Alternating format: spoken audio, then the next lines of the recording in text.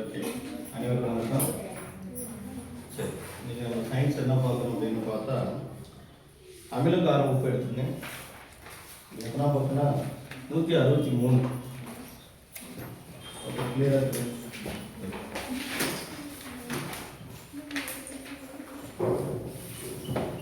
அமிலம் சரியா? அமிலம் காரம் உப்பு அப்படின்னு சொல்லுவாங்க பாருங்க. அமிலங்கள் காரங்கள் மற்றும் உப்புகள் இருக்கா? சரி, அமிலம்னா என்ன அப்படின்னா பேசிக்கா அமிலம்னாவே புளிப்பு சுவையாது. சரியா? நீ நாக்கில் போட்டு ஏதாவது ஒன்று கடிச்சு சாப்பிடும்போது புளிப்பாக இருந்ததுன்னா அது ஆசிட்னு நம்ம கண்டுபிடிச்சிடணும். சரியா? புளிப்பு சுவை கொடுத்ததுனாவே அமிலம் தான். சரியா? ஸோ அதுதான் ரொம்ப ரொம்ப ஃபர்ஸ்ட் பேசிக்காக நம்ம தெரிஞ்சுக்கிறது. காரம்னா எப்படி இருக்கும்? உப்பு வாயில் போட்டுனா எப்படி இருக்கும்? உவர்க்குமா உவர்க்குமா துவர்ப்பல்ல உவர்ப்பு. சரியா? துவர்ப்புனா இப்போ கொய்யா காயை கடிச்சின்னு வச்சுக்கல, அதுதான் துவர்ப்பு. சரியா? இனிப்பு துவர்ப்பு. சரியா? இது ஒரு 6 வகை சுவை இருக்கும். அது தமிழ்லையோ அதில் படிச்சுக்கீங்க. சரியா? சரி, அப்போ ஃபர்ஸ்ட் அமிலம்னா என்ன நம்ம ஞாபகம் வைக்கிறோம்? புளிப்பு சுவை. சரி, புளிப்பு சுவை. இந்த அமிலங்கள் வந்து பார்த்தீங்கன்னா நீரில் எப்படி கரையுது? அமிலம்னா என்ன? அமிலமும் காரமும். சரியா? இப்போ நம்ம உப்பு இருக்கு இல்லைங்களா, இந்த உப்பு எப்படி கிடைக்கும் அப்படின்னா அமிலமும் காரமும் சேர்ந்து நடுநிலையாக்கல் வினை மூலியமா உப்பா மாறிடும். சரியா? ஒரு அமிலமும் காரமும் சேர்ந்ததுன்னா அது உப்பா மாறிடும். சொல்றது புரியுதா? இப்போ சோடியம் குளோரைடு NaCl. சரியா? Na2Cl அல்லது NaCl2 அப்படின்னு சொல்லுவாங்க. அந்த 2, 3 நம்ம பார்த்துக்கல. நார்மலாக சோடியம் குளோரைடு அப்படின்னா ஒரு உப்பு. சரியா? இது வந்து பார்த்தீங்கன்னா நடுநிலையாக்கல் வினை. அமிலமும் காரமும் சேர்ந்தனாவே உப்புன்னு சொல்லிடுவாங்க. பேசிக்காக நம்ம புக்லேயே இருக்கும், நம்ம அதை பார்த்துக்கலாம். இது எப்படி கிடைக்குதுன்னா அமிலமும் காரமும் நடுநிலையாக்கல் வினை மூலிமா உப்பா மாறிடும் அப்படின்னு கேட்பாங்க. சரி, ஸோ இந்த அமிலத்துக்கு போவோம், அப்புறம் காரம் பார்ப்போம், அப்புறம் உப்பு பார்ப்போம். சரியா? அமிலம் காரம் உப்பு தான் நம்ம சிலபஸ் இருக்கு. குரூப் 4, குரூப் 2, குரூப் 1 எல்லாத்துக்குமே வந்து பார்த்தீங்கன்னா அமிலம் காரம் உப்பு கட்டாயம் ரொம்ப ரொம்ப முக்கியமானது. இப்போ இந்த அமிலம் வந்து இயற்கையில் திராட்சையில் எவ்வளோ இருக்கு, பாலில் எவ்வளோ இருக்கு, இறப்பையில் எவ்வளோ இருக்கு, இறப்பையில் ஹைட்ரோகுளோரிக் எவ்வளோ இருக்கும், அதில் எவ்வளோ இருக்கு. சரியா? ஸோ இது மாதிரி ஒரு அட்டவணை நமக்கு கொடுத்துருப்பாங்க. சரியா? ஸோ அதை பார்ப்போம். அமிலங்கள் வந்து பார்த்தீங்கன்னா எப்படி வினை புரியும்? சரியா? எப்படியெல்லாம் வினை புரிஞ்சு என்னென்ன கொடுக்குது? சரியா? ஸோ முக்கியமான எளிய அமிலம்னா என்ன? சரியா? ரொம்ப அடர் அமிலம்னா என்ன? சரி, இப்போ சாதாரண எலுமிச்சம்பழத்தில் இருக்கிறது என்ன அமிலம்? செப்டிக் அமிலம். அதெல்லாம் நாம் சாப்பிடுவோம், ஒன்றும் ஆகாது. சரியா? அதே ஹைட்ரோகுளோரிக் அமிலத்தை எடுத்து நீ குடிச்சினா என்ன ஆகும்? இது ஃபீனால், இந்த மாதிரி சில கரிமிச்சர்மங்கள்லாம் உங்களால் வந்து கையிலே தொட முடியாது. சரியா? ஆவியாக வந்துட்டு இருக்கும். அந்த கெமிஸ்ட்ரி லேப்லாம் நீங்கள் பார்த்துருப்பீங்க. சரியா? ஸோ நமக்கு பாடத்தில் வந்து பார்த்தீங்கன்னா அமிலம் காரம் உப்பு கொடுத்துருக்காங்க. இதில் என்ன கொடுத்துருக்காங்கன்னா பாருங்கள். ஃபஸ்ட்டு இதில் அமிலங்களில் பாருங்கள், சாப்பிடக்கூடிய இந்த அனைத்து பொருட்களும் ஒரே சுவையை கொண்டவே, அதாவது புளிப்பு சுவை அப்படின்னு சொல்றாங்க. இந்த புளிப்பு சுவையை எது ஏற்படுத்துகிறது? அவற்றில் உள்ள ஏதோ ஒரு வகையான வேதிச் சேர்மங்கள் புளிப்பு சுவையை ஏற்படுத்துகின்றன. இவைகள் அமிலங்கள் என்று அழைக்கின்றன. சரியா? பேசிக்காக கொடுத்துருக்காங்க. அமிலம்னா புளிப்பு சுவை கொடுக்கும். ஓகேவா? அதுதான் மெயின் காரணம். அடுத்து என்ன பண்ணுது? ஆசிட் என்ற ஆங்கில சொல் அசிடஸ் என்ற லத்தீன் சொல் இருந்து கிடைத்தது அப்படின்னு சொல்றாங்க. சரியா? ஸோ அதான் நல்லா அண்டர்லைன் பண்ணிக்க. ஆசிட் அப்படின்றது அமிலத்தை இங்கிலீஷ்ல என்ன சொல்றோம்? ஆசிட்னு சொல்றோம். ஆசிட் அப்படின்ற அந்த ஆங்கில சொல், ஆசிட்ன்றது ஆங்கில சொல்லா, அது அசிடஸ் என்ற லத்தீன் சொல்ல இருந்து பிறந்தது அப்படின்னு சொல்றாங்க. சரியா? லத்தீன் சொல்லா, கிரேக்கு சொல்லா, இப்படிலாம் கேட்பாங்க. சரியா? ஆசிட் என்ற ஆங்கில சொல் எந்த மொழி சொல்லிருந்து பெறப்பட்டது, அல்லது அசிடஸ் என்பது எம்மொழி சொல் அப்படின்னு கேட்பாங்க. சரியா? லத்தீன். சரியா? சிட்டிசன் அப்படின்னு ஒரு படிச்சிருப்பீங்களா, குடிமகன். சிட்டிசன் என்ன மொழி? லத்தீன் மொழியா கிரேக்க மொழியா? லத்தீன் மொழி தான். சரியா? சிட்டிசன் என்பது லத்தீன் மொழி. சரியா? ஸோ இது மாதிரிலாம் மொழியும் வரும்போது கொஞ்சம் அதை ஞாபகம் வச்சுக்கணும். சரியா? லிங்க் பண்ணி படிச்சுக்கணும். சரியா? வேற ஒண்ணும் இல்ல, அசிடஸ் என்ற லத்தீன் மொழி சொல்லிருந்து அசிடஸ் என்ற வார்த்தையிலிருந்து ஆசிட் என்ற ஆங்கில மொழி சொல் வந்தது. அந்த ஆங்கில மொழியிலிருந்து நம்ம அமிலம்னு நம்ம தமிழாக்கிட்டோம். சரியா? ஸோ இது பேசிக்கான விஷயம். Okay right. இதை எப்படி ஃபர்ஸ்ட் யார் முன்மொழிந்தாங்க அப்படின்னு கொடுத்துருக்காங்க. 1884 ஸ்வீடன் நாட்டை சேர்ந்த ஸ்வாண்டோ அர்கினியஸ்.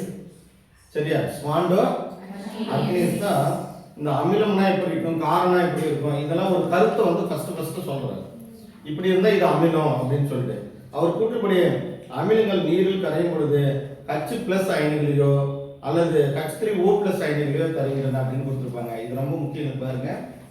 அமிலம் சரியா, அமிலம் நீரில் கரைஞ்சதுன்னு வச்சுக்கல, நீர்ல அமிலத்தை நீர்ல விட்டீங்கன்னா சரியா கரைச்சினா அது என்னவா மாறும்னு கண்டிப்பா கேட்பாங்க.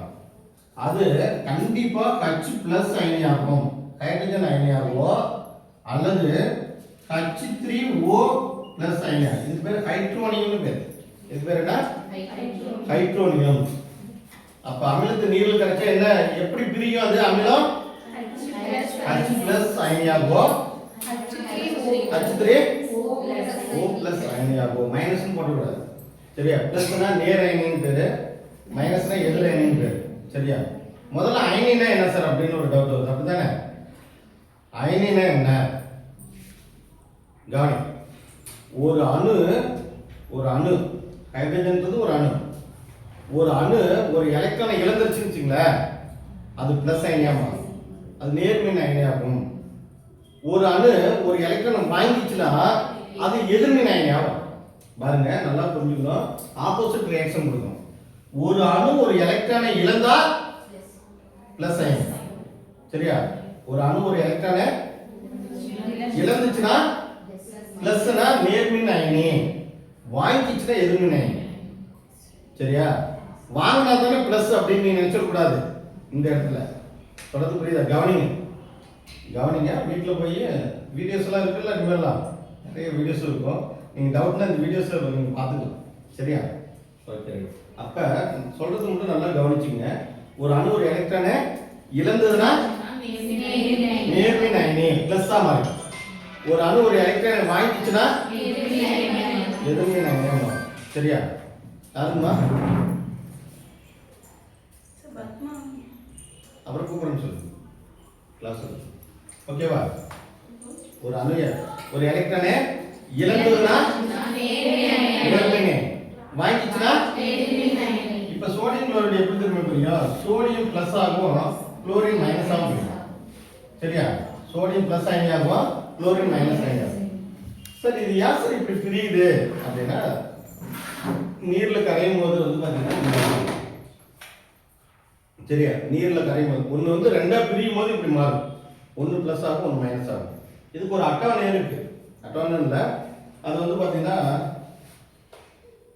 இது மாதிரி எலக்ட்ரான் அமைப்பு வாய்ப்பாடுன்னு ஒன்று இருக்கு. அதை நான் அப்ளிமெண்ட் பண்றேன். சரியா? சரி, ஓகே. அதுல வந்து எப்படி இது இணையுது அப்படின்றதுலாம் நான் அப்புறம் பார்க்குறேன். ஃபர்ஸ்ட் நம்ம என்ன பண்றோம், அப்ப அமிலம் நீரில் கரையும் போது என்னவா மாறுது? H+ அயனியாகும், H3O+ அயனியாகும். சரியா? சொல்றது புரியுதா? H3O+க்கு என்னன்னு சொன்னேன்? ஹைட்ரோனியம். இது ஹைட்ரஜன், அது ஹைட்ரஜன். ஓகேவா? இது கிளியர் ஆயிடுச்சா? அப்ப அமிலத்தை நீரில் கரைக்கும் போது அது கண்டிப்பா H+ அயனியாகும், அதாவது ஹைட்ரஜன் அயனியாகும், ஹைட்ரோனியம் அயனியாகவும் மாறும். ஓகேவா? அடுத்து போலாமா? ஓகேவா? அடுத்து என்ன கொடுத்துருக்காங்க அப்படின்னா, இதான் கான்செப்ட். ஃபர்ஸ்ட் ரெண்டு கான்செப்ட் தான் சொல்றீங்க. என்ன கான்செப்ட் அப்படின்னா, அமிலம்னா புளிப்பு சுவை உடையது. இது ஃபர்ஸ்ட் பாயிண்ட். சரியா? ரெண்டாவது, இந்த ஆசிட் அப்படின்ற ஆங்கில மொழி சொல்லு அசிடஸ் என்ற லத்தீன் மொழி சொல்லிலிருந்து கிடைச்சது. இது ரெண்டாவது பாயிண்ட் பாரு. மூணாவது பாயிண்ட், அமிலத்தை நீரில் கரைக்கும் போது அது H+ அயனியாகும் அல்லது H3O+ அயனியாகும், அதாவது ஹைட்ரஜன் அயனியாகவோ அல்லது ஹைட்ரோனியம் அயனியாகவோ பிரியும். இந்த பாயிண்ட், இந்த 4 பாயிண்ட் மட்டும் தான் பார்க்கணும். சொல்றது புரிஞ்சுதா? ஓகே. அடுத்து என்ன கொடுத்துருக்காங்க? அடுத்து வந்து பாத்தீங்கன்னா உங்களுக்கு எடுத்துக்காட்டு கொடுத்துருக்காங்க. எடுத்துக்காட்டு பாருங்க. ஹைட்ரஜன் குளோரைடு ஹைட்ரஜன் குளோரைடு நீரில் கரையும் போது H+ அயனியாகவும் Cl- அயனியாகவும் தருகின்றன அப்படின்னு சொல்லி கொடுத்துருக்கானா? அப்ப அவன் என்ன ஒண்ணும் இல்ல, HCl வந்து எப்படி பிரியும் அப்படின்னு கேட்க கொடுத்துருக்காங்க. இது பிரியும் போது நீர்ல கரைக்கும் போது என்னவா மாறுது? H+ ஆகும் Cl- ஆகும் மாறும். சரியா? ஸோ இது பேசிக்கான விஷயம் தான். இதெல்லாம் வந்து பார்த்தீங்கன்னா இது இப்படி தான் மாறும். இப்போ இதெல்லாம் எப்படி மாறுது அப்படின்னா அதுக்குன்னு ஒரு தன்மை இருக்கு. சரி, இப்போ ஹைட்ரோகுளோரிக் அமிலம். சரி, HCl என்ன? ஹைட்ரோகுளோரிக் அமிலம். சரியா? இது வந்து பார்த்தீங்கன்னா அடர் அமிலம். சரியா? ஹைட்ரோகுளோரிக் அமிலம் இதுதான் நம்ம இறப்பையில் இருக்குன்னு நம்ம செரிமானம் பண்ணுற நாட்கள் சொல்லியிருக்கேன். இறப்பையில் வந்து பார்த்தீங்கன்னா இதோடைய அளவு வந்து பார்த்தீங்கன்னா சம்டைம் 2.2 pH அப்படின்னு சொல்லுவாங்க, இல்லைன்னா ஒரு pHன்னு சொல்லுவாங்க. சரியா? கிட்டத்தட்ட நாங்கள் படிக்கும் போதெல்லாம் 2 pH கொடுத்துருப்பாங்க. இப்போ ஹைட்ரோகுளோரிக் அமிலம் இறப்பையில் எத்தனை pHல இருக்கு அப்படின்னா 2 pH அப்படின்னு சொல்லுவாங்க. இப்போ உங்களுக்கு என்ன கொடுத்துருக்காங்க? அது ஏதாவது கொடுத்துருக்காங்களா? ஹைட்ரோகுளோரிக் அமிலம் இல்லையா கொடுத்துருப்பாங்க. அது நம்ம pH படிக்கும்போது பார்த்துக்கலாம். சரியா? pH பின்னாடி இருக்கும், அதில் பார்த்துக்கலாம். சரி, ஓகே.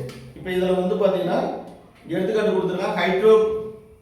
ஹைட்ரஜன் குளோரைடு நீர் கரையும் போது H+ அயனியாகவும் Cl- அயனியும் தருது. அது எடுத்துக்காட்டு கொடுத்துருப்பான்.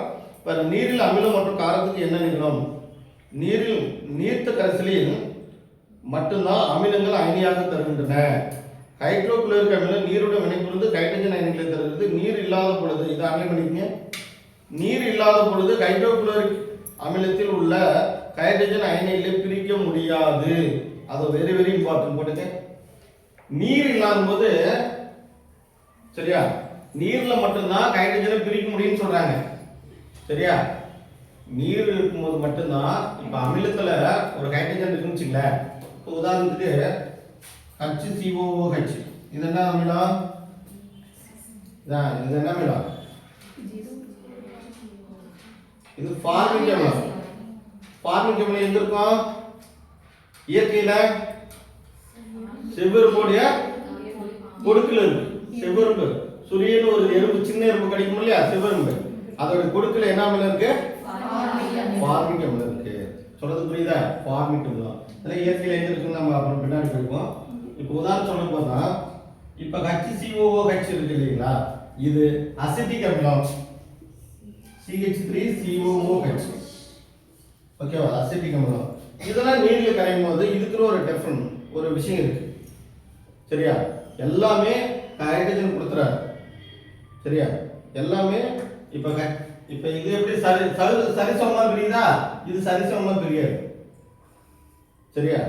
இது சரிசமமா பிரியாது. அதெல்லாம் பின்னாடி நம்ம உங்களுக்கு சொல்லித்தரேன். ஒவ்வொன்றும் தெரியும். இது வந்து ஃபார்மிக் அமிலம், இது வந்து அசிட்டிக் அமிலம்.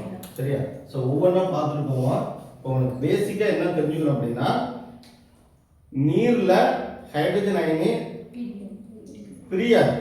சரியா? அதுதான் அந்த இடத்துல சொல்லுவாங்க. சார், நீர் இல்லாத போது ஹைட்ரோகுளோரிக் அமிலத்தில் உள்ள ஹைட்ரஜன் அயனி பிரியாது. இது மட்டும் நல்லா ஞாபகம் வச்சுக்கணும். அடுத்து வந்து பாத்தீங்கன்னா ஹைட்ரஜன் அயனிகள் தனித்து காணப்படுவதில்லை. ஆமா, அடுத்து என்ன சொல்றாங்கன்னா, ஹைட்ரஜன் அயனிகள் வந்து தனித்து காணப்படாது. இது நீரோடு சேர்ந்து ஹைட்ரோனியம் அயனிகள், அதாவது இந்த பாயிண்ட் ரொம்ப முக்கியமா இருக்கு. ஹைட்ரஜன் அயனிகள் தனித்து காணப்படுவதில்லை. ஹைட்ரஜன் தனியா இருக்காது. சரியா?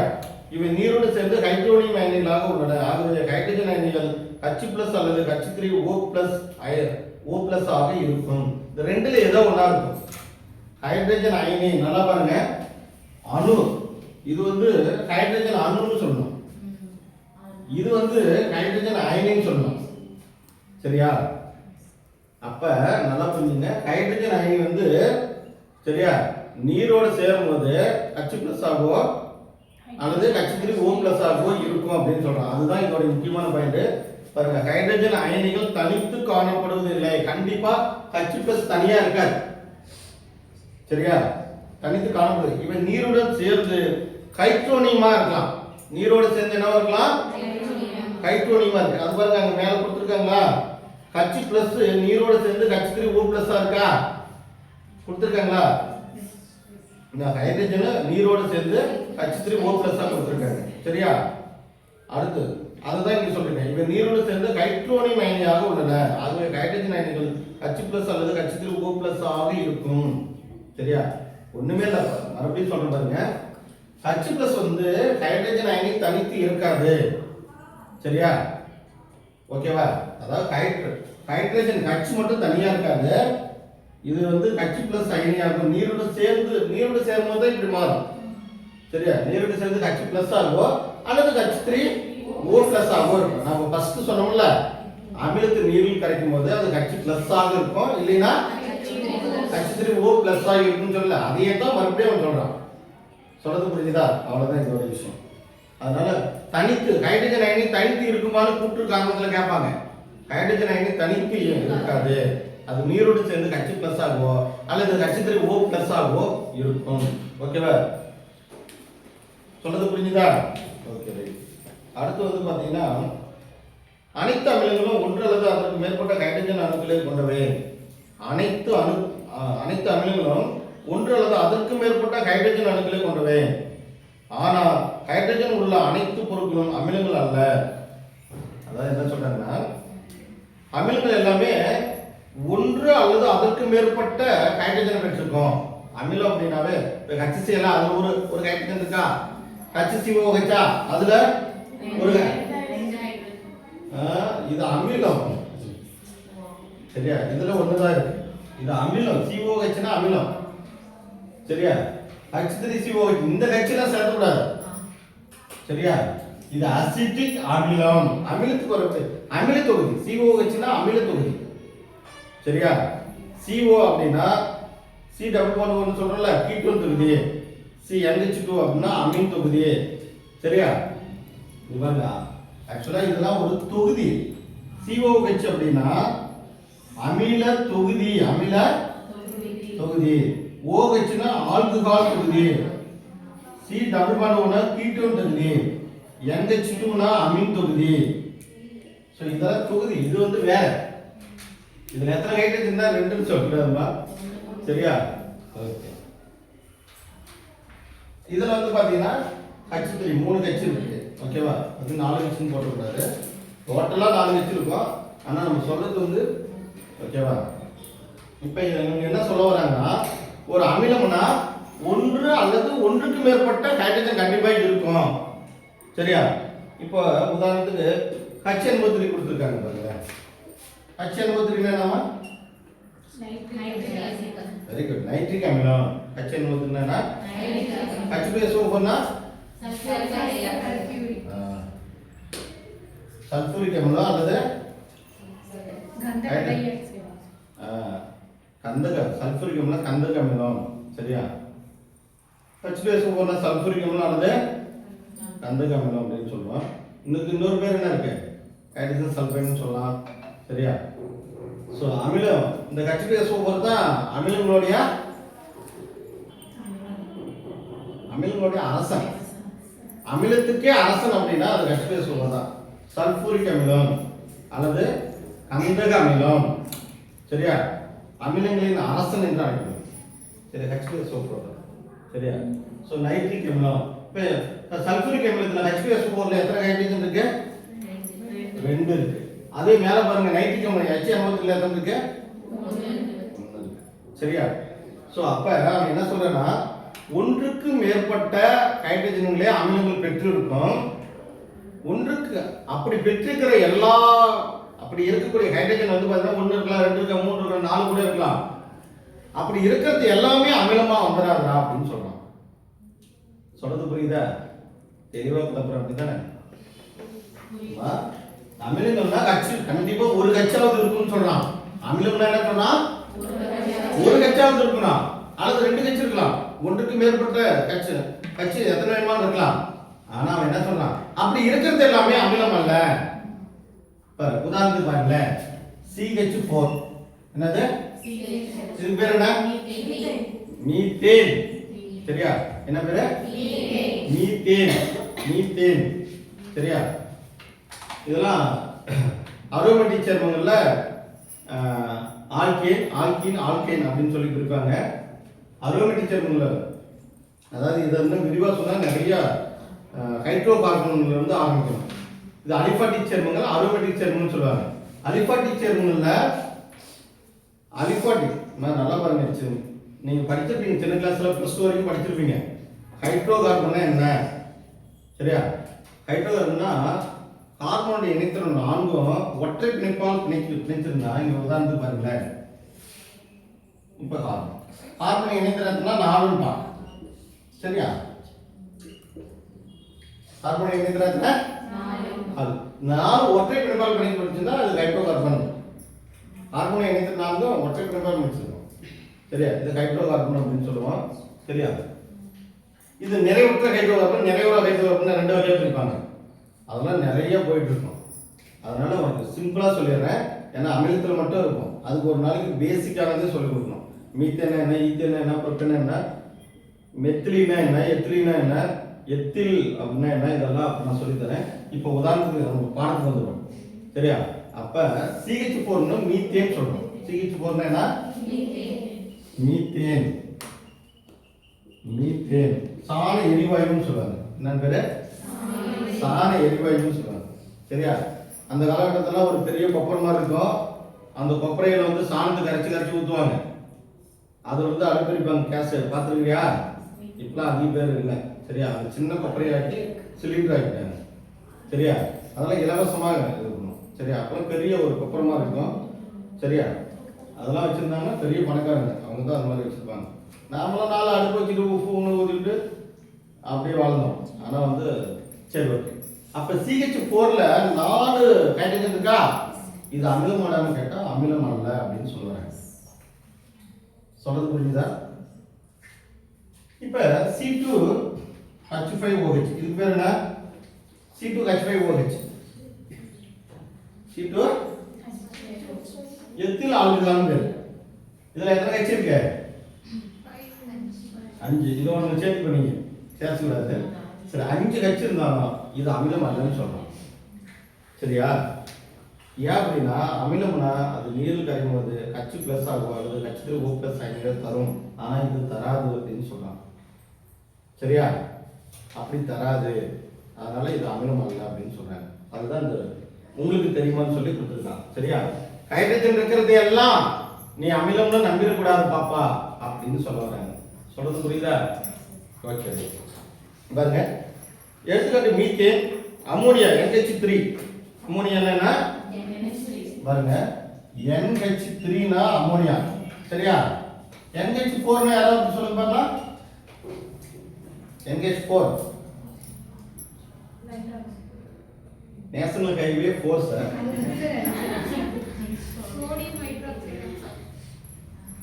NH3னா அமோனியா. பாருங்க, நல்லா பண்ணி அமோனியா.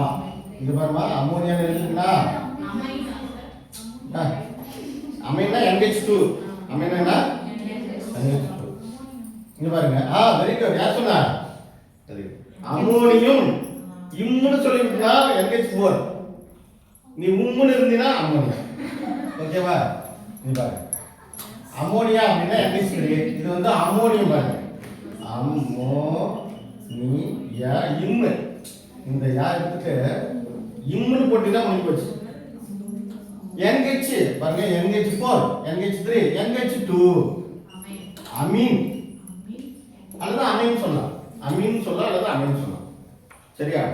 அமீன் தொகுதி அது, அதெல்லாம் நான் அப்புறமேட்டு சொல்றேன். கவனி, இதெல்லாம் தெரிஞ்சுக்கிட்டு நடத்துவேன் நிறையா. சரியா? ஃபர்ஸ்ட் நாள் பார்க்கறதுனால உங்களுக்கு என்னடா புதுசா இத்தனை இது வந்துருச்சு, ஒன்று தப்பா எழுதி போட்டா நீ வாக்கில் எழுதி போட்டுட்டே இருக்க அப்படின்னு நினைக்கிறார். சரியா? சரி, ஒன்றும் பிரச்சனை இல்லை, போக போக தான் புரியும். சரியா? உடனே புரிஞ்சிருச்சுன்னு வச்சுக்க, அப்புறம் நீ என்னத்துக்கு இங்கே உட்காந்துருக்க, நான் என்னத்துக்கு இங்கே நடத்திட்டு இருக்கேன். சரியா? அதெல்லாம் டோன்ட் வரி. சரியா? ஃபர்ஸ்ட் நம்ம உழவு ஓட்டுற மாதிரி தான், நான் அடிக்கடி சொல்லுவேன்.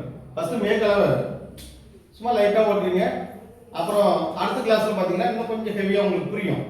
அப்புறம் போக போக ஒரு 1 month பார்க்கும்போது எல்லா சிலபஸும் பார்க்கும்போது டோட்டலாக அப்போ தான் புரியும். சரியா? ஓகே. இப்போ சொன்ன வரைக்கும் ஓகேவா? அமிலம் அப்படின்னா கண்டிப்பாக H+ அயனியாவோ அல்லது H2O+ அயனியாவோ இருக்கும். ஓகேவா? ஹைட்ரஜன் ஹைட்ரஜன் இருக்கக்கூடிய அமிலம்னா ஒரு ஹைட்ரஜனாவது இருக்கணும். அப்படி இருக்கிறது எல்லாமே அமிலமா இருக்காது. அதுக்கு எது எடுத்துக்காட்டுன்னா இதெல்லாம் மீத்தேன். சரியா? அமோனியா இதெல்லாம் வந்து பாத்தீங்கன்னா இதுல ஹைட்ரஜன் இருக்கு. மீத்தேன்ல வந்து CH4ல பாருங்க 4 ஹைட்ரஜன் இருக்கு. ஆனா அது அமிலம் அல்லப்பா அப்படின்னு சொல்றாங்க. ஓகேவா? சரி. ஆனா இது நீர்த்த கரைசலுக்கு ஹைட்ரஜன் பிளஸ் அயனிகளை தராது. ஏன் பாருங்க, இப்ப மீத்தேன் சொல்றல, இந்த மீத்தேனை நீர்ல போட்டு கரைச்சினா H+ஆ மாறாது. என்ன மாறாது? அதுதான் நான் ஃபர்ஸ்ட்ல சொன்னேன். இதெல்லாம் இதெல்லாம் நீர்ல கரைச்சினா H+ தராது. H+ஓ அல்லது H3O+ஓ தராது அப்படின்னு சொல்றாங்க. கவனிமா மோய் கவனிமா கவனிமா. அமிலம் காரம் உப்பு இது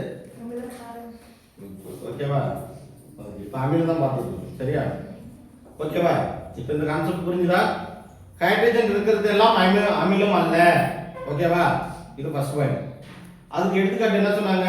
CH4 அம்மோனியா. இது வந்து நீரில் கரைச்சா கண்டிப்பா H+ அயனி தராதுன்னு சொல்லிட்டாங்க. ஓகேவா? ஓகே, அடுத்து போலாமா? மேல பாருங்க, மூலங்கள் அமிலங்கள் இருக்கு பாருங்க. சரியா? மூலங்கள்னா நீங்க அந்த மூலத்துக்கு போயிடாதீங்க. சரியா? மூலங்கள்னா எந்த இடத்துல கிடைக்குதோ அதுதான் மூலம். சரியா? எங்க கிடைக்குதோ, நிலக்கரி எங்க கிடைக்குது? நெய்வேலி கிடைக்குது. அப்ப அதான் மூலம். நெய்வேலி என்ற இடம் தான் மூலம். சரியா? தொடர்ந்து புரியுதா இல்லையா? உனக்கு எங்க பணம் கிடைக்குது? பீரோ இருக்குது. அப்ப அதான் மூலம். சரியா? எங்க இருந்து கிடைக்குதோ அதான் மூலம். சரியா?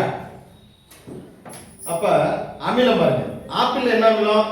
மாலிக் அமிலம். Very very important. சரியா? சோ இதுல அடிக்கடி இந்த எஸ்ஐ போலீஸ் சரியா சில எக்ஸாம்லாம் வந்து பாத்தீங்கன்னா இதுல கட்டாயம் கேட்பாங்க. சரியா? அப்ப ஆப்பிள் என்ன இருக்கு? மாலிக். திராட்சையில என்ன இருக்கு? டார்டாரிக் அமிலம். சரியா? ஆப்பிள் என்ன இருக்கு? திராட்சையில என்ன இருக்கு? டார்டாரிக் அமிலம். சரி. எலுமிச்சையில என்ன இருக்கு? சிட்ரிக் அமிலம். தக்காளியில என்ன இருக்கு? ஆக்சாலிக் அமிலம். சரியா? சரி, என்னென்ன கொடுத்துருக்காங்க பாப்போம். சரியா? ஓ, இங்கே இருக்காது. எப்போ அழகா சொல்றீங்க. சரி, ஓகே. ஆப்பிள் என்ன இருக்கு? மாலிக் அமிலம். எலுமிச்சையில சிட்ரிக் அமிலம். திராட்சையில டார்டாரிக் அமிலம். என்ன அமிலம்? ஆமா, எதுல? திராட்சையில. ஓகே. தக்காளியில ஆக்சாலிக் அமிலம். வினிகர்ல அசிட்டிக் அமிலம். வினிகர். சரியா? வினிகர்ல என்ன டவுட் வருது அப்படிதானே? உணவு கெடாம இருக்கக்கூடிய ஒரு சேர்மம் அது. சரியா? வினிகர் வந்து பார்த்தா உணவு பதப்படுத்தி. சரியா? ஓகே. தயிர்ல லாக்டிக் அமிலம். பால்ல என்ன சார் இருக்குன்னா அதுல லாக்டிக் அமிலம் தான் இருக்கு. சரியா? பால்லயும் லாக்டிக் அமிலம் தான் இருக்கும். சரியா? தயிர்லயும் லாக்டிக் அமிலம் தான் இருக்கு. பால்ல இருக்கிறது தானே அதே அமிலம் தானே தயிர் போடுறோம். விடிகாட்டி மாறி போயிருமா? மாறு. பால் கொதிக்க வச்சு தயிர் போடுவியா இல்ல தயிர் கொதிக்க வச்சு பாலாக்குவியா? சரி, சரி. சரியா? தயிர்ல லாக்டிக் அமிலம். ஆரஞ்சுல அஸ்கார்பிக். சரியா? ஆரஞ்சுல என்ன இருக்கு? அஸ்கார்பிக். தக்காளில ஆக்சாலிக். சரியா? ஆரஞ்சுல அஸ்கார்பிக் அமிலம். தேநீர்ல டானிக் அமிலம். தேநீர்ல என்ன? வயிற்றில் சுரக்க அமிலம் என்னன்னு சொன்னேன்? எறும்பு தேனியோட கொடுக்கு. சரியா? இதெல்லாம் பேசிக்கான விஷயம் தான். சரியா? இப்போ ஒன்ஸ் நம்ம மறுபடியும் இது சாதாரணமா மனப்பாடம் பண்ணிடலாம். சரியா? அப்ப ஆரஞ்சு பழத்துல என்ன இருக்கு? அஸ்கார்பிக்கா ஆக்சாலிக்கா? அஸ்கார்பிக். சரியா? ஆரஞ்சுல அஸ்கார்பிக். திராட்சையில எலுமிச்சையில சிட்ரிக் ஆசிட். பால்ல தயிர்ல ஓகே ரைட். ஆப்பிள்ல மாலிக் ஆசிட். ஆப்பிள் மாலிக் அமிலம், எலுமிச்சையில சிட்ரிக் அமிலம், திராட்சைனா டார்டாரிக் அமிலம். பேசிக்கான விஷயம். வினிகர் அசிட்டிக் அமிலம். வினிகர்ல ஆமா அசிட்டிக் அமிலம். அசிட்டிக் அமிலம்னா CH3COOH போட்டோம் இல்லையா? அதான் ஒரு ஃபார்முலா. அசிட்டிக் அமிலம்னா CH3COOH அசிட்டிக் அமிலம். சரியா? Okay right. தேநீர் டீ குடிக்கிறீங்களா? டீ அதுல டானிக் அமிலம் இருக்கு. தேநீர் வந்து பாத்தீங்கன்னா நீங்க தேநீர் குடிக்கிறது நல்லதுதான்றாங்க. ஆனா தேநீர் குடிக்க கூடாது. ஏன் அப்படின்னா தேநீர்ல நீ என்ன போடுற? சக்கரை போடுறியா? வேற என்ன போடுவ? பால் சேர்த்து. சரியா? அந்த டீ தூளியே வெறும் தண்ணியில கலந்து, சரியா, சக்கரை போடாமல் குடிச்சிக்கணும். சக்கரை போடாமல் குடிக்கணும். அது வந்து உடம்புக்கு ரொம்ப நல்லது. சரியா? சொல்றது புரியுதா இல்லையா? நீ பால் வந்து அப்படியே குடிச்சிக்க. சரியா? இருந்தாலும் இப்போ காபி தூள்னா காபி போட்டுக்கணும். சரியா? அதில் பால் சேர்க்கக்கூடாது. பால் வந்து ஒரு குறிப்பிட்ட வயசுக்கு மேலே கொழுப்பாக மாறி ஆரம்பிச்சிடும். சரியா? பால் தேவைப்படுதாம்மா, கொஞ்ச நேரம் சாப்பிடணும். சரியா? ஒரு நாளைக்கு 2 டீ குடிக்கிறேன்னா ஒன்றும் பண்ணாது.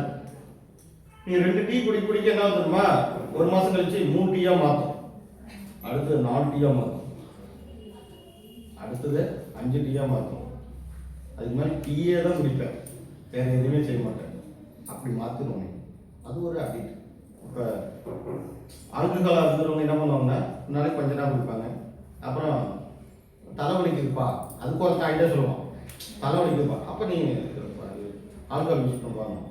அப்புறம் அப்படியே சொல்லி அவனை ஒரு வழியாக்கி ஆல்கஹாலுக்கு அடிமையானா அவன் அவ்வளோதான். 24 மணி நேரமும் ஆல்கஹாலே பத்திரிச்சு போயிடுவான். அப்படி போகிறதுனால தான் அவனுக்கு அப்படியே மைண்டெல்லாம் சேஞ்ச் ஆகி உடம்புலாம் ஒரு மாதிரி, அதெல்லாம் அவனுக்கு தெரியாது. அவனுக்கு அது தெரியாது, அடிக்ட் ஆகிடும். அப்போ வந்து பார்த்தீங்கன்னா அது மாதிரி யாராவது இருந்தாங்கன்னா கூட்டிகிட்டு வாங்க. நான் சைக்காலஜிஸ்ட்டு, அவங்களுக்கு வந்து சொல்லுவேன், இதெல்லாம் வந்து ஒன்று மறக்கணும். ஒன்று மறக்கணும்னா இன்னொன்று நினைக்கணுமா? சரியா? ஒன்று மறக்கணும்னு என்ன பண்ணணும்? இதுதான் உண்மை. சரியா? அதான உண்மை. அப்போ ஒன்று மறக்கணும்னா இன்னொன்று நினைக்கணும். சரியா? அப்போ அதுக்கு தகுந்த நம்ம ட்ரீட்மெண்ட் கொடுக்கணும். சரியா? ஏப்பா தண்ணி அடிக்கிற, வீட்டில் பிரச்சனைப்பா தண்ணி அடிக்கிறப்பா அப்படின்னு சொல்கிறான்னு வச்சுங்களேன், உடனே அதுக்கு நீ வீட்டை ஒதுக்கிவிட்டு தண்ணி கொடுத்துணும் போடான்னு சொல்லக்கூடாது. சரியா? அங்கே என்ன பிரச்சனை, அவங்களுக்குள்ள என்ன பிரச்சனை இருக்குன்னு பார்த்து அதை அனலைஸ் பண்ணணும். சரியா? எனக்குலாம் அதுக்கு நேரம் இல்லை, நீ கூட்டிகிட்டு வந்து விட்டாரு. சரியா? சரி. அப்போ ஆப்பிள் என்னன்னா சரி, இப்போ ஒன்ஸ் ஒரு டைம் பார்த்துட்டு புக்கெல்லாம் க்ளோஸ் பண்ணிடுறேன், கேட்பேன். சரியா? ஓகே. பாருங்க, ஆப்பிளில் மாலிக்கம்லாம், எலுமிச்சில் சிட்ரிக்கம்லாம், திராட்சையில் டாட்டாரிக்கம்லாம், தக்காளில் அஸ்காரிக்கம்லாம். சரியா? அதே மாதிரி இந்த கத்திரிக்காய் இருக்கு இல்லையா, கவனி கத்திரிக்காய் இருக்குல்ல, கத்திரிக்காயில் என்ன வரும்? கத்திரிக்காய் அரிஞ்சு போட்டீங்கன்னா உடனே ஒரு கலர் மாறிக்குதுல்ல, அதுக்கு என்ன காரணம்? பொட்டாசியம் இல்லை. பொட்டாசியம்லாம் அதிகமாக வாழைப்பழம். சரியா? இதெல்லாம் தெளிவாக தெரியுதுங்களா? தெரியுதுங்களா? இதுதான். ஓகேவா? சரி, ரைட். கவனி, என்ன சொல்லிட்டு இருந்தேன்? கத்திரிக்காய் அரிஞ்சிருந்தா எங்கே போடுவேன்? குப்பையிலையா? அரிஞ்சு தண்ணி பக்கத்தில் வச்சிருப்ப, தண்ணியில் போடுவேன். சரியா? அரிஞ்சிருந்தா என்ன பண்ணுவேன்? தண்ணியில் போடணும். சரியா? ஓகே. அதெல்லாம் அங்கே பார்த்தா வராது. சரி, கவனி, அங்கே இல்லைம்மா, எதுக்குன்னு நீங்கள் உடனே படிக்க ஆரம்பிச்சிருக்கு, கீழே இருக்க மாட்டேங்க. ஓகே, இல்லை கவனி, அதில் வந்து பார்த்தீங்கன்னா ஒரு சேர்மம் இருக்கும். சரியா? இந்த சேர்மம் தான் ரொம்ப முக்கியமானது. சரியா? ஃபீனாலிக் சேர்மம் அப்படின்னு சொல்லுவாங்க. என்ன சேர்மம்? அரிஞ்ச உடனே அதை வந்து நீ தண்ணியில் போடனா அந்த கலர் வந்து அப்படியே கருப்பாக மாறிடும். உள்ள ஆப்பிள் கடிச்சினாவும் அப்படி தான் மாறும். சரியா? சொல்லக்கணும் கடிப்பாங்களா ஏதாவது? சரி, ஓகே, ஏதோ ஒன்று கடிச்சு வச்சுருது. சரி, கவனி. அப்போ ஃபீனாலிக் சேர்மம், அது கொஸ்டினாக உங்களுக்கு கேட்டானா எப்படி கேட்பானா, கத்திரிக்காயில் உள்ள சேர்மம் என்ன அப்படின்னா ஃபீனாலிக் சேர்மம். என்ன பேர்? வெளிப்புற வச்சுங்க. கத்திரிக்காயில் ஃபீனாலிக் சேர்மம். சரியா? கத்திரிக்காய் வந்து பார்த்தீங்கன்னா ஒரு கருப்பு நிறமாக மாறுவதற்கு காரணம் என்ன? சரியா? அது உள்ள ஃபீனாலிக் சேர்மம் இருக்கும். சரியா? ஓகே, அதனால சும்மா அப்படி ஞாபகம் வச்சுக்கோங்க. தேநீரில் டாட்டானிக்கம்லோ, ஆரஞ்சில் அஸ்கார்பிகம்லோ, சைடில் லாக்கும், இதெல்லாம் பேசிக்கான விஷயம்லாம் பார்த்துருங்க. அடுத்து பாருங்க. ஓகேவா?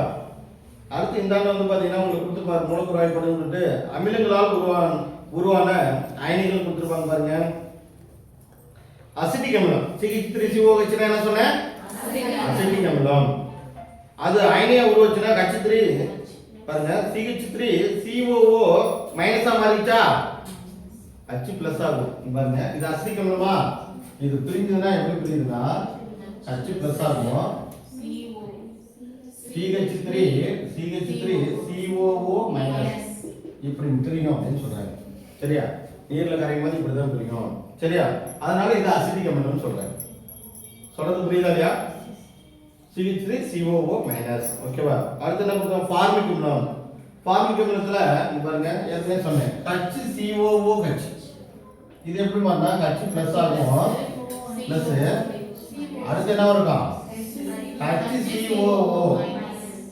இப்படிமா பாருங்க, HCOO இங்க இருக்கு, இந்த H மட்டும் தனியா இருக்கு. சரியா? இதுக்கு பேர் என்ன? இது எங்க காணப்படுது? அணுவோட கொடுக்கல, தேனியோட கொடுக்கல. சரியா? அப்ப கொலையோட கொடுக்கல என்ன சார் இருக்கும்? சரியா? எல்லாமே இது மாதிரி விஷம் கொடுக்கக்கூடிய ஃபார்மிக் அமிலம். எல்லாமே இதெல்லாம் ஒரு வகை தான். சரியா? ஓகே, கவனிங்க பாருங்க. அடுத்து என்ன கொடுக்குறாங்க? நைட்ரிக் அமிலம் கொடுக்குறாங்க. HNO3. அப்ப H பிளஸ் ஆகும், NO3 மைனஸா வந்திருக்கா? சரி, இதுல இடப்பெயர்ச்சி அடையக்கூடிய ஹைட்ரஜனோட எண்ணிக்கை பக்கத்துல கொடுத்துருக்காங்களா? ஒரே ஒரு ஹைட்ரஜன் தான் பெரியது அப்படின்னு சொல்றாங்க. சரியா? இப்ப பாருங்க, இங்க 3 H இருக்கு, இங்க ஒரு H, 4 H டோட்டலா இருக்கு. இந்த 4 H 3 H தான் சொல்லணும், 3 H. சரியா? சோ 4 H கூட வச்சு டோட்டலாவே, டோட்டலா 4 H ஒரே ஒரு H மட்டும் தான் மாறும், ஒரே ஒரு ஹைட்ரஜன் மட்டும் தான் இடம்பெறுது. சரியா? அதே மாதிரி பாருங்க, இங்க 2 H இருந்தாலும் ஒரு H மட்டும் தான் வெளியேறுது, ஒரு H மட்டும் தான் அயனியாக மாறி வெளியேறுது. மத்த எல்லாம் அந்த அமிலத்தோட இருக்கு. சரியா? சோ அதுதான் சொல்றான், அவன் ஒரு ஹைட்ரஜன் மட்டும் வெளியேறும். சரியா? இப்ப நைட்ரிக் அமிலம் HNO3. அப்ப இது H பிளஸ் ஆகும், NO3 மைனஸா மாறுது. இதுலயும் ஒரு ஹைட்ரஜன் தான் வெளிய வருதுன்னு சொல்றாங்க. அடுத்து என்ன கொடுத்துறான்? Sulphate H2SO4. சரியா? இதுல என்ன கொடுத்திருக்கான்? ஹைட்ரஜன் பிளஸ் ஆகும், SO4 வந்து பாத்தீங்கன்னா போட்டு மேல 2 மைனஸ் கொடுத்திருக்கானா? என்ன மாதிரி கொடுத்திருக்கான்? 2 மைனஸ்னா என்ன அர்த்தம்? 2 ஹைட்ரஜன் வெளியேறிச்சா வாங்கிக்குது. அதான் தெளிவா சொன்னல பாருங்க, H2SO4 இருக்குல்லமா, இதுல என்ன சொல்றா? H பிளஸ் போட்டுருக்காங்க, பிளஸ் SO4 2 மைனஸ் கொடுத்திருக்காங்க. 2 எலக்ட்ரான் ஹைட்ரஜன் சொல்லக்கூடாது, 2 எலக்ட்ரான் வாங்கிச்சுன்னு சொல்றாங்க. 2 எலக்ட்ரான் வாங்கிச்சு. அப்ப இதுல வந்து பாத்தீங்கன்னா இங்க என்ன சொல்றீங்க? இடப்பெயர்ச்சி செய்யக்கூடிய ஹைட்ரஜனோட எண்ணிக்கை வந்து பாத்தீங்கன்னா 2. சரியா? அதாவது இடப்பெயர்ச்சி செய்யக்கூடிய ஹைட்ரஜனோட எண்ணிக்கை வந்து 2ன்றதுனால 2 போயிடுச்சு. சரியா? போனனால இது பிளஸ், வாங்கிட்டனால இது மைனஸ். ஓகேவா? நல்லா புரிஞ்சுங்க. வாங்கிட்டா மைனஸ், அதுதான் நீங்க கன்ஃபியூஷன் ஆவீங்கன்னு அத டைம் சொல்றேன். சரியா? ஆப்போசிட்டா நீங்க ஞாபகம் வச்சுக்கணும். வாங்கினா பிளஸ்ன்னு நினைக்க கூடாது, மைனஸ்னு சொல்லுங்க. சரியா? ஒரு அணு ஒரு எலக்ட்ரானை இழந்ததுனால தான் பிளஸ், வாங்கிட்டா இந்த வயசு இந்த விஷயத்தை வந்து பாத்தீங்கன்னா நல்லா ஞாபகம் வச்சுக்கணும். ஒரு அயனினா என்ன ஃபர்ஸ்ட் அதான் நான் உங்ககிட்ட சொல்லுவேன். ஒரு அணு ஒரு எலக்ட்ரானை இழந்தா அது அயனி, அது இழந்ததுனா பிளஸ் அயனி. ஒரு அணு ஒரு எலக்ட்ரானை இழந்தாலோ ஏற்றுக்கிட்டாலோ அது அயனியாக மாறும். இதுதான் பேசிக்கான நாலேஜ். பேசிக்கான பாயிண்ட் என்ன? ஒரு அணு ஒரு எலக்ட்ரானை வாங்கிட்டாலும் இழந்தாலும் அது அயனியாக மாறிவிடும். ஓகேவா? வாங்கிட்டா பிளஸ் அயனி. சரியா? சார் இழந்தா அப்படியா என்னைய சொல்லிட்டீங்க, இழந்ததுனா பிளஸ் அயனி, வாங்கிட்டா மைனஸ் அயனி. சரியா? ரொம்ப எச்சரிக்கையா போடணும். ஓகேவா? அடுத்து பாஸ்பாரிக் அமிலம் H3PO4 ன்னு இருக்கு. சரியா? இதுல H plus PO4 3 மைனஸ் கொடுத்திருக்கானா? பாருங்க, H3PO4 பாஸ்பாரிக் அமிலம். இது பேர் என்ன? பாஸ்பாரிக் அமிலம். என்ன பேர் இதுக்கு? பாஸ்பரஸ் அமிலமா பாஸ்பாரிக் அமிலம். அப்ப இதுல H பிளஸ் ஆகும், பிளஸ் PO4 இங்க 3 மைனஸ். ஓகேவா? சோ இப்படி தான் தெரியுதுன்னு சொல்றாங்க. சரியா? இப்படி தான் தெரியும். இதெல்லாம் நீ அப்படிதான் ஞாபகம் வச்சுக்கணும். சரியா? ஓகே. அடுத்து என்ன இருக்கு? ஃபர்ஸ்ட் பார்க்கலாம். இப்போ அமிலங்களோட வகைகள் என்ன கேக்குறீங்க? அமிலத்துல எத்தனை வகை இருக்கு பாருங்க, அருமையா கொடுத்திருக்காங்க. அமிலங்கள் கீழ்கண்டவாறு பல்வேறு வகைகளில் வகைப்படுத்தப்பட்டுள்ளன. மூலங்களின் அடிப்படையில் கனிம அமிலங்கள் 2 வகையா பிரிக்கிறாங்க. அடுத்து கார்பத்தின் அடிப்படையில் ஒற்றை காரத்துவ அமிலம், இரு காரத்துவ அமிலம், முக்காரத்துவ அமிலம் மூணா பிரிப்பாங்க. சரியா? அடுத்து ஐநூறுதல் அடிப்படையில் வலிமை மிகு அமிலம், வலிமை குறைந்த அமிலம்னு பிரிப்பாங்க. அடுத்து செறிவின் அடிப்படையில் செறிவு மிகுந்த அமிலம், செறிவு குறைந்த அமிலம் அல்லது நீர்த்த அமிலம். சொல்றது புரிஞ்சுதா? பாருங்க 4 வகையா பிரிச்சிருப்பாங்க. சரியா? 1 2 3 4 கீழே. சரியா? 500 அடிப்படையில் ஓகே 3 வகையா பிரிக்கிறாங்க. அதுல பாருங்க 4 பாயிண்ட் மாதிரி வரும். சரி கவனிங்க. ஃபர்ஸ்ட் என்ன பண்றேன்னா அமிலங்களின் வகைகள் அப்படின்னு பார்ப்போம். அமிலங்களின் வகைகள். அமிலங்கள் வந்து ஃபர்ஸ்ட் கரிம அமிலம், கனிம அமிலம் பிரிக்கிறோம். கரிம அமிலம்னா என்ன அப்படின்னா நல்லா கவனிச்சிங்க. இங்க பாருங்க அமிலம் பாருங்க. கரிம அமிலம் தாவரம் அல்லது விலங்குகள் வந்து எந்த அமிலம் தாவரம் மற்றும் விலங்குகள்ல இருந்து கிடைக்கக்கூடிய அமிலங்கள் எல்லாம் கரிம அமிலம். பாறை இடுக்கில் இருந்து கிடைக்கிறதெல்லாம் கனிம அமிலம். சரியா? பெட்ரோல் எல்லாம் வந்து பாறை இடுக்கில் இருந்து எடுக்கிறாங்க இல்லையா, அதெல்லாம் வந்து பாத்தீங்கன்னா கனிம அமிலம். அதெல்லாம் கனிமங்கள். சரியா?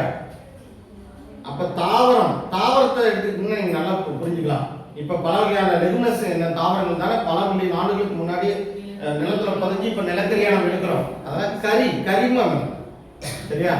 அது என்னது? தாவரம்னா தாவரத்தை வச்ச கறி கிடைக்குமா? என்ன ஆட்டுக்கறியா? கரிம அமிலம். இந்த கரிம அப்படின்னாவே தாவரம் மற்றும் விலங்கு. தாவரம் மற்றும் இதுல இருந்து கிடைக்கிறதல்ல அப்படியே ஒரே சாப்பிட்டு தான். தாவரம் மற்றும் விலங்குல கிடைக்கக்கூடிய அமிலங்கள் எல்லாமே என்ன அமிலம்? கரிம அமிலம். பாறை இருந்து கிடைக்கக்கூடிய அமிலங்கள் எல்லாமே இங்கே வச்சுக்கோங்க. சொல்றது புரிஞ்சுதா? பாறை இருந்து கிடைக்கக்கூடியதெல்லாம் கனிம அமிலம். ஓகேவா? இப்ப பாருங்க, இப்ப கரிம அமிலத்துக்கு எடுத்துக்காட்டு HCOH கொடுத்துறாங்க. ஃபார்மிக் அமிலம். சரியா? ஃபார்மிக் அமிலம் எறும்புல கிடைக்குதா? அது ஒரு விலங்கு இல்லையா? விலங்கு மாதிரி வச்சுக்க. பெருசா பெரிய விலங்கு இல்லை, இருந்தாலும் எறும்புலாம் விலங்குகள் வரும். தாவரத்திலே வரும், விலங்கு தொகுதியில் தானே வருது. அதனால அடுத்து அசிட்டிக் அமிலம் CH3COH. அசிட்டிக் அமிலம் லாக் பண்ணுமா? ஓகே. அப்ப கரிம அமிலம்னா தாவரம் மற்றும் விலங்குகளில் கிடைக்கக்கூடிய அமிலங்கள் கரிம அமிலங்கள். எடுத்துக்காட்டு ஃபார்மிக் அமிலம், அசிட்டிக் அமிலம். இரண்டாவது பாயிண்ட் பாருங்க. கனிம அமிலம் பாறைகள் மற்றும் கனிம பொருட்கள் இருந்து பெறப்படும் அமிலங்கள் கனிம அமிலங்கள். சரியா? பாறைகள் மற்றும் கனிமங்கள் இருந்து. சரியா? இதுல வந்து எடுத்துக்காட்டு வந்து என்ன கொடுத்துருக்காங்கன்னா பாறைனாலே திரும்பி வச்சு பாறை கனிமங்கள். கனிமங்கள்னா இப்ப தங்கம், சுரங்கம் அது மாதிரி நிறைய இருக்குல்ல கனிமம். கனிமம்னா மண்ணுக்கு அடியில் இருக்கக்கூடிய இரும்பு ஒரு கனிமம் தான். சரியா? இப்ப நம்ம வந்து இந்த கனிமங்கள் பத்தி நம்ம பாஸ்பரஸ், தாது, கனிமம் பார்த்து நல்ல வேலைமா லாக் பண்ணுங்க. எச்சரிக்கையா வரணும். சரி, நல்ல வேலை நான் சொன்னேன், இல்லைன்னா மேல வந்துருக்கோம், நீ கரெக்டாக பிடிச்சிருக்க. சரி ஓகே கவனி. என்ன சொல்லிட்டு இருந்தேன்? கரிம அமிலம் பாறை மற்றும் கனிமங்கள் இருந்து கிடைக்கக்கூடியதுன்னா கனிம அமிலம். எடுத்துக்காட்டு என்ன கொடுத்துருக்காங்க? ஹைட்ரோகுளோரிக் அமிலம், நைட்ரிக் அமிலம், கந்தக அமிலம், சல்பூரிக் அமிலம். சரியா? வேதிப்பொருட்களின் அரசன் வேதிப்பொருட்களின் அரசனாவே சல்பூரிக் அமிலம், கந்தக அமிலம் தான். சரியா? அமிலங்களுக்கே அரசன். சரியா? ஓகே. அடுத்து காரத்துவத்தின் அடிப்படையில் இந்த விஷயத்துல நல்லா கவனிக்கணும். காரத்துவம், அமிலத்துவம் அப்படின்னு 2 வகையா பிரிப்பாங்க. என்ன பிரிப்பாங்க? காரத்துவம், அமிலத்துவம். கவனிங்க. இப்ப நம்ம அமிலம் படிக்கிறோமா? அமிலம் படிக்கும் போது காரத்துவம்னு சொல்லணும், காரத்தை படிச்சா அமிலத்துவம்னு சொல்லணும். சொல்றது புரியுதா? நீ முதல்ல வந்து ஆப்போசிட்டாவே சொல்லிட்டு இருக்க அப்படின்னு நினைக்கூடாது. இதுதான் கெமிஸ்ட்ரி. சரியா? கெமிஸ்ட்ரி அப்படின்றது கரெக்டா ஒர்க் அவுட் ஆகும். சரியா? நிறைய பேருக்கு கெமிஸ்ட்ரி ஒர்க் அவுட் ஆகுது. புரியுதா இல்லையா? நிறைய பேருக்கு ஒர்க் அவுட் ஆகுது, ஆனா ஒரு சில பேருக்கு கெமிஸ்ட்ரி டக்குன்னு ஒர்க் அவுட் ஆகும். சரியா? யாருக்காவது கெமிஸ்ட்ரி ஒர்க் அவுட் ஆகுதா? சரியா? அதான் பார்த்தா புரிஞ்சுக்கணும். சரியா? சரி ஓகே, எல்லாமே இனிமேல் சைலண்ட் போட்டணும். சரி ஓகே, என்ன சொல்லிட்டு இருந்தேன்?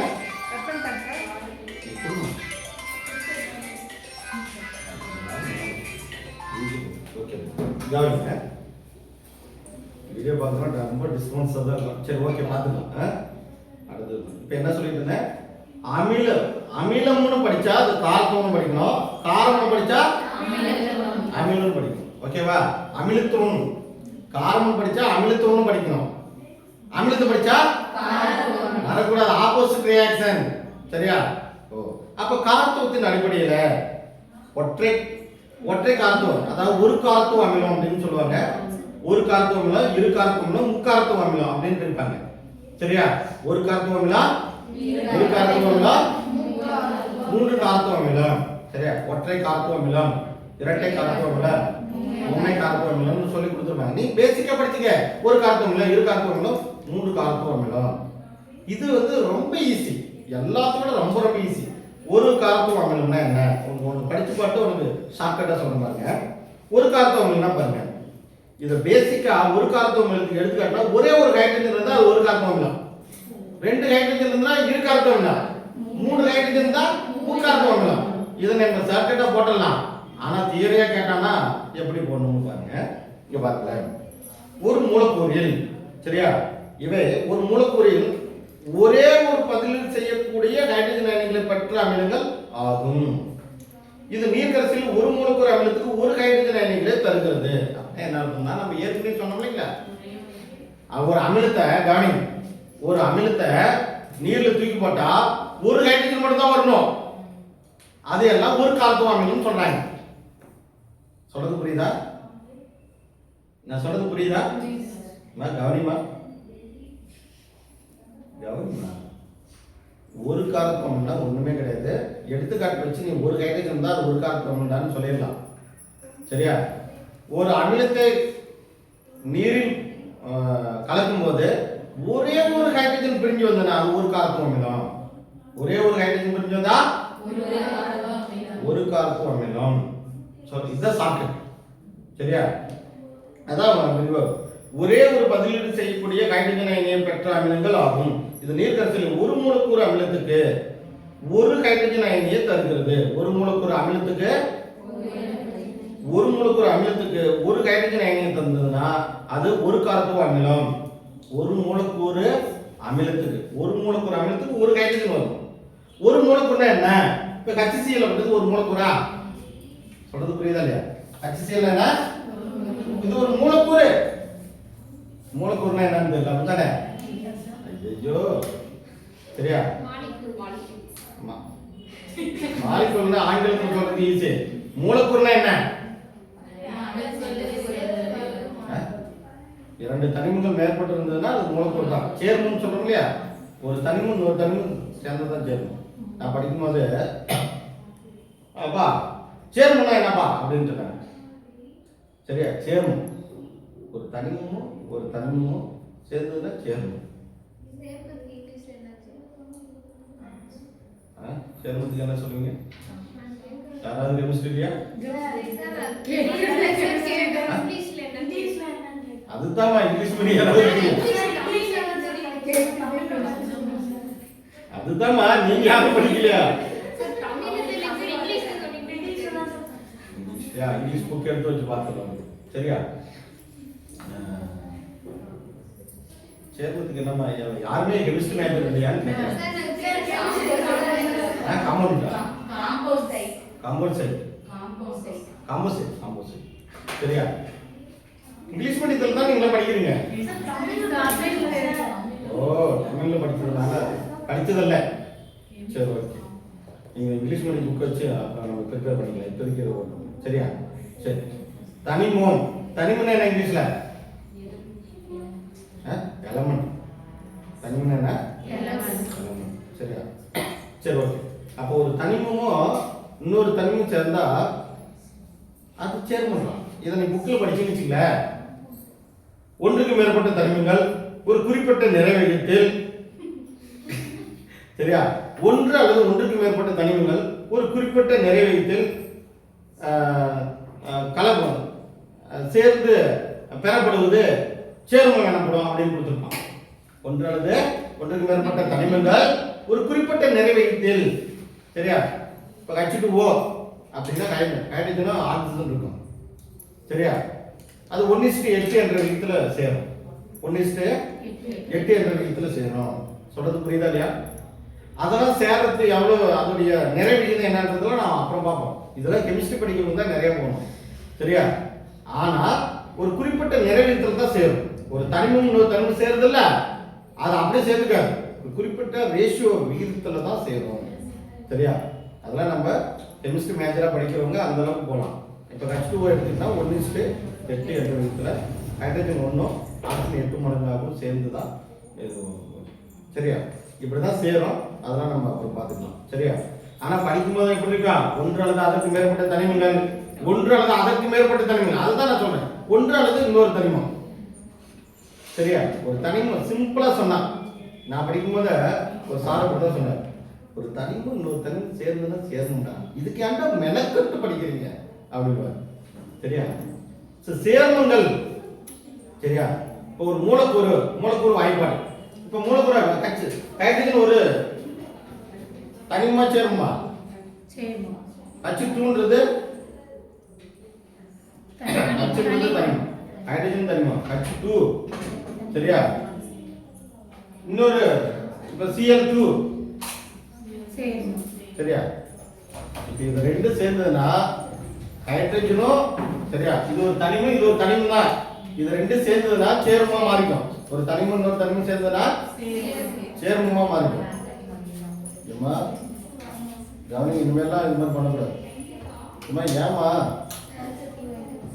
இங்க சொல்லுங்க, வருவாங்க கொஞ்ச நேரம் வெயிட் பண்ணுங்கம்மா. ஆன்சர் கீ கொண்டு போய் கொடுங்கம்மா. Okay right. ஒரு தனிமமும் இன்னொரு தனிமம்,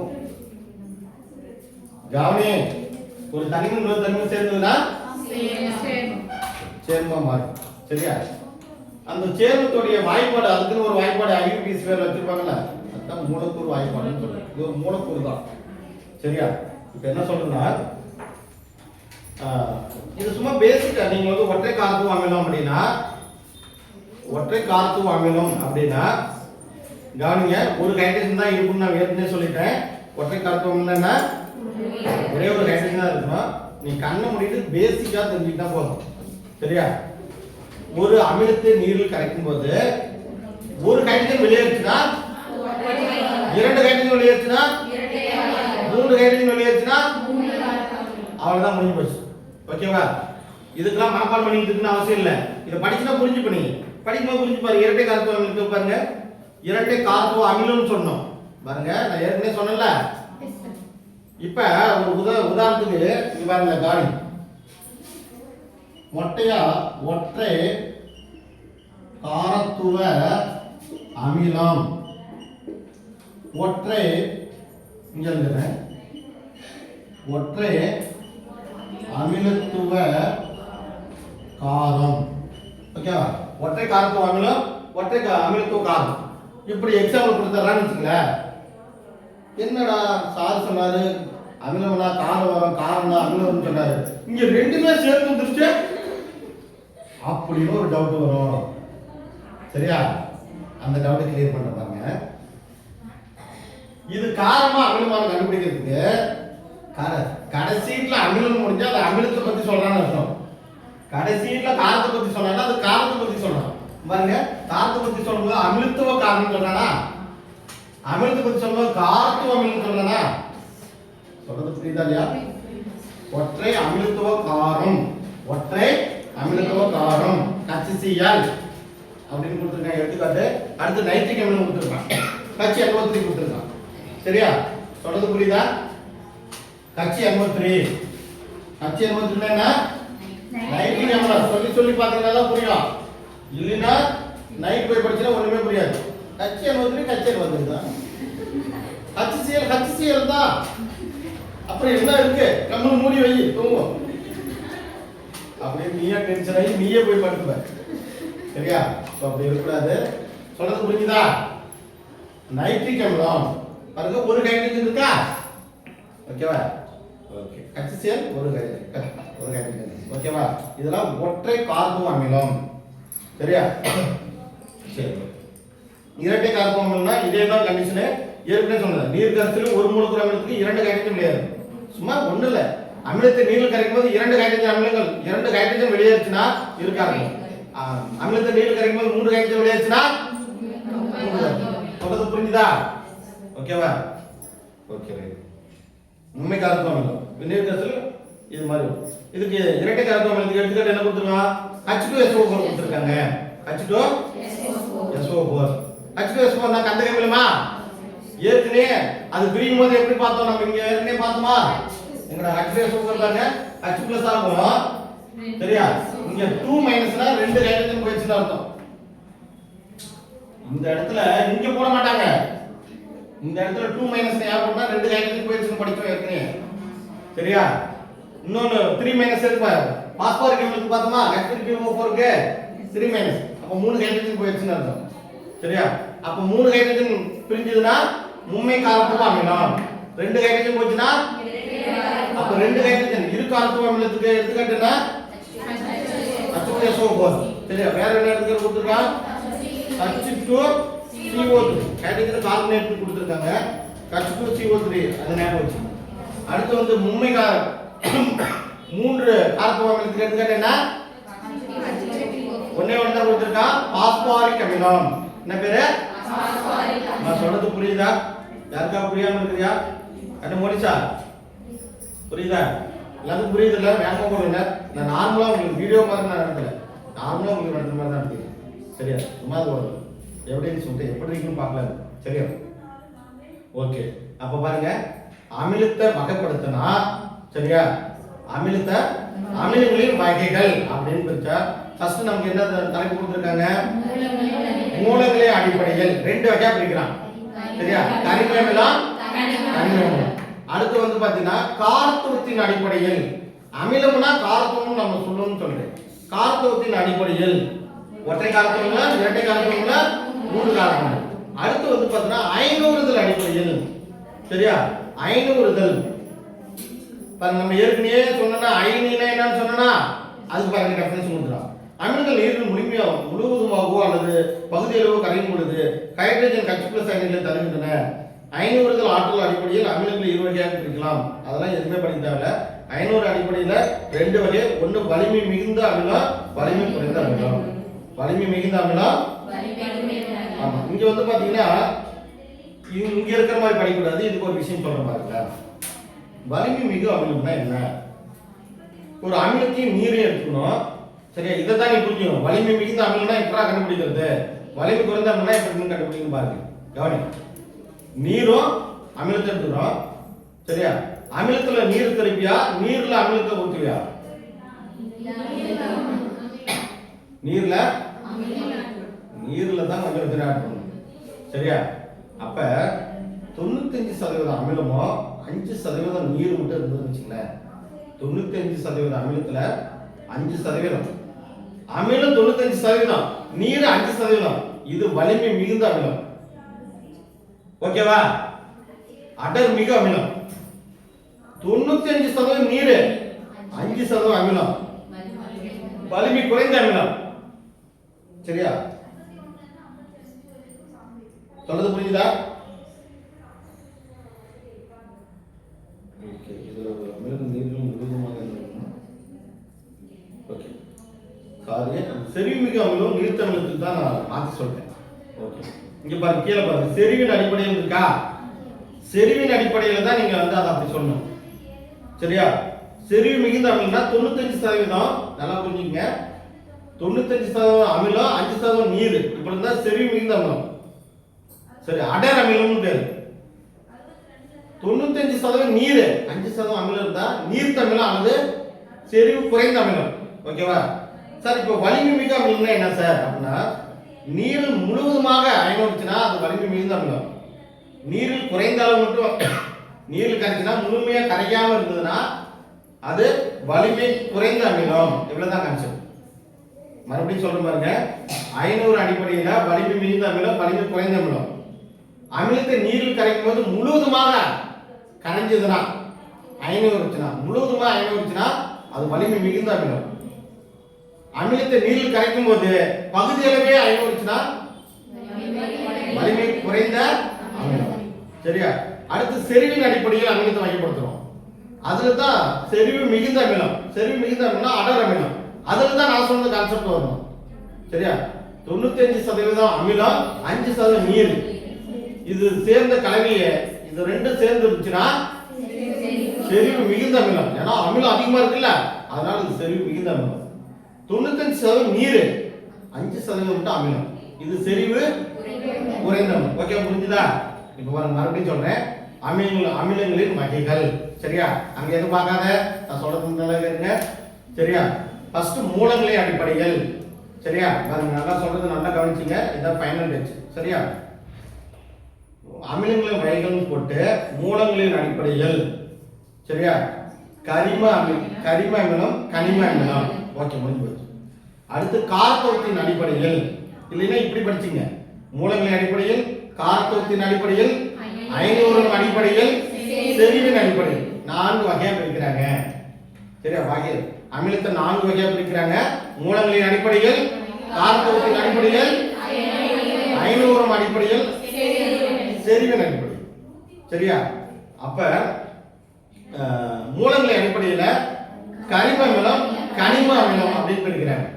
தாவரம் மற்றும் விலங்குகளிலிருந்து கிடைக்கக்கூடிய அமிலங்கள் எல்லாமே கரிம அமிலம். பாறைகள் மற்றும் கனிமங்களிலிருந்து கிடைக்கக்கூடிய அமிலங்கள் கனிம அமிலம். ஓகே, முடிஞ்சு போச்சா? அப்ப தாவரம் மற்றும் விலங்கு கரிம அமிலத்துக்கு எடுத்துக்காட்டு வந்து பார்த்தீங்கன்னா நமக்கு என்ன கொடுத்துருந்தாங்க? ஃபார்மிக் அமிலம். தாவரங்கள் இருந்து கிடைக்குது இல்லையா, அதான் ஃபார்மிக் அமிலம். அசிட்டிக் அமிலம். அசிட்டிக் அமிலம் எதுல இருக்கு? வினிகர்ல. சரியா? சிட்ரிக் அமிலம் எதுல இருக்கு? ஓகேவா? சரி, இதெல்லாம் பார்த்தோம். அதே மாதிரி கனிம அமிலத்துக்கு எடுத்துக்காட்டு HCl. கனிம அமிலத்துக்கு எடுத்துக்காட்டு என்ன கொடுத்திருக்காங்க? HCl. அடுத்து வாங்க, அடுத்து என்ன? காரத்தோத்தின் அமிலம். ஒற்றை காரத்துவ அமிலம். அதான் சொல்றீங்க, ஒற்றை காரத்துவ அமிலமும் முடியணும். அமிலத்தை பத்தி படிச்சுன்னா ஒற்றை காரத்துவ அமிலம். சரியா? ஒற்றை காரத்துவ அமிலம் கண்டிப்பா நீர் ஒரு அமிலத்தை நீரில் கரைக்கும் போது ஒரு ஹைட்ரஜன் கொடுத்தா ஒரு ஹைட்ரஜன் பகுதி ஒரு ஹைட்ரஜன் அளவே பிரிஞ்சதுன்னா அது வந்து ஒற்றை காரத்துவ அமிலம். 2 அளவுல 2 ஹைட்ரஜன் பிரிஞ்சதுன்னா 2 காரத்துவ அமிலம், 3 பிரிஞ்சதுன்னா 3 காரத்துவ அமிலம். இதுக்கு எடுத்துக்காட்டு உங்களுக்கு கொடுத்துருப்பாங்க. அந்த எடுத்துக்காட்டு நல்லா மனப்பாடம் பண்ணிக்கணும். ஒற்றைக்கு HCl ஒரு ஒற்றைக்கா, அப்புறம் என்ன கொடுத்துருக்காங்க? HNO3 கொடுத்துருக்காங்களா? நைட்ரிக் அமிலம் கொடுத்துருக்காங்களா? அடுத்து இருக்கார்த்தோ H2SO4 கொடுத்துருக்காங்களா? அப்புறம் இன்னொன்னு என்ன எடுத்துக்காட்டு? H2CO3 கொடுத்துருக்காங்க. சரியா? ஓகே, ஹைட்ரஜன் கார்பனேட் கொடுத்துருக்காங்க. அடுத்தது மும்மை கார்பன் CH3 பாஸ்பரிக் அமிலம் கொடுத்துருக்காங்க. பாஸ்பரிக் அமிலம் H3PO4 கொடுத்துருக்காங்க. H3PO4 500 அடிப்படையில் வலிமை மிகுந்த அமிலங்கள். சரியா? அமிலம் வலிமை மிகுந்த அமிலம் அப்படின்னா என்ன எடுத்துக்கிற கொடுத்துருக்கான்? HCl கொடுத்துருக்கான். கந்தக அமிலம் கூட கொடுக்கலாம். வலிமை மிகுந்த அமிலம் கந்தக அமிலம் கொடுக்கலாம். சரியா? HCl. சரியா? வலிமை மிகுந்த அமிலம்னா எப்படின்னு சொல்றாங்கன்னா, நீரில் கரையும்போது முழுமையாக அயனிச்சுனா, ஒரு அமிலம் நீரில் கரையும்போது முழுமையாக அயனிச்சுனா வலிமை மிகுந்த அமிலம். ஒரு அமிலத்தை நீரில் கரைக்கும் போது பகுதி அளவே அயனிச்சுனா, முழுமையாக 500 ஆமல் பகுதி அளவே அயனிச்சுனா அது வலிமை குறைந்த அமிலம். ஓகேவா? அதுக்கு என்ன எடுத்துக்காட்டு கொடுத்துருக்காங்க? அசிட்டிக் அமிலம் CH3COH கொடுத்துருக்காங்க. ஓகே, அடுத்து அயனோட அடிப்படையில் பார்த்துட்டுமா? செறிவின் அடிப்படையில். செறிவு அடிப்படைனா ஒன்றும் இல்லை, செறிவுனா வந்து அடர் அப்படின்னு அர்த்தம். செறிவுனா அடர், அடர்ந்த. சரியா? ஆசிட் வந்து நல்ல பவரா இருக்கிறத அடர்னு நம்ம யூஸ் பண்ணுவோம். சரியா? கான் அப்படின்னு சொல்லி போடுவாங்க, இங்கிலீஷ்ல கான் அப்படின்னு சொல்லி போடுவாங்க. சரி, CON H2SO4 அப்படின்னு சொல்லி கொடுத்துருக்காங்க. சரியா? சுருக்குமா. ஓகேவா? அப்ப அந்த அடர் அமிலத்துல வந்து பாத்தீங்கன்னா என்ன சொல்றது? 95% செறிவு மிகுந்த அமிலம்னா 95% அமிலம், 5% நீர். சரியா? அதே மாதிரி 95% நீர், 5% அமிலம்னா செறிவு குறைந்த அமிலம். ஓகேவா? ஓகே, புரிஞ்சுதா? Okay, right. அடுத்து பாருங்க, யாரோ பஸ்ஸுக்கு போகணுமாமா? பஸ்ஸுக்கு போறோம் போங்க. எல்லாரும் போய் இருந்து வெயிட் பண்ணுங்க.